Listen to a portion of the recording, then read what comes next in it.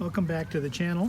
Today we are going to transplant a Mexican lime, key lime, into a square pot from the pot it was originally put in a couple years ago.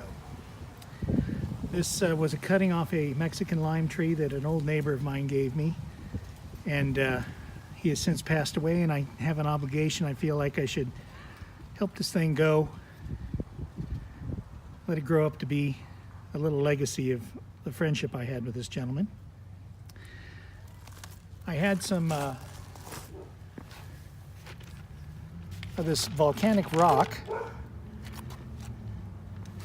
as you can see, that was in our front yard that I didn't like. It didn't look good, but I think it'll look good in the bottom of a pot. I don't have to see it anymore, and it will help with the drainage that we're looking for. So I'm going to start off with doing that in the pot. Get a pot with good drainage.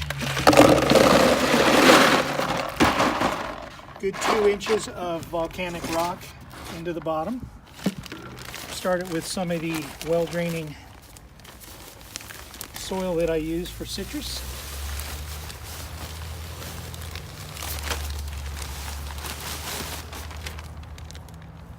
And then we will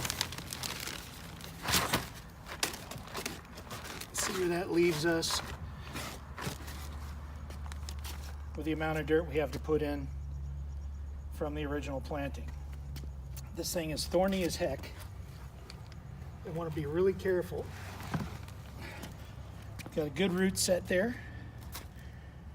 Get this thing and see how it has to be adjusted. A lot of feeder roots on top. Also going to add a little fertilizer and worm castings as we transplant it.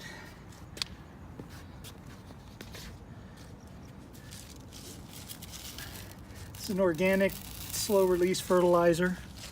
I prefer those than the chemical. And I like to put the worm castings a little higher where the organic material would be normally in regular soil, higher up closer to the feeder roots and not down by the bottom roots.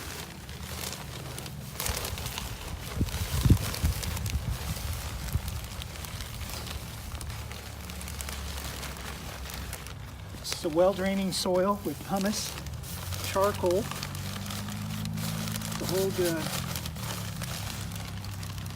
moisture. From Laguna Hills Nursery, I prefer their products. They make good products over there. I don't know if you can see, but there are some feeder roots here. Let me get out of there. There are some feeder roots there that will be the top where we will mulch when we're done. A little more soil there. Let's add the worm castings now. Work those in.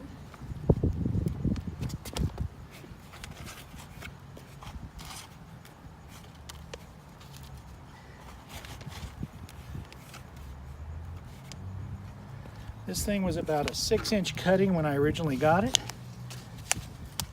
Now it's about 3 foot tall. A little more fertilizer. A little more soil. And we'll call it planted.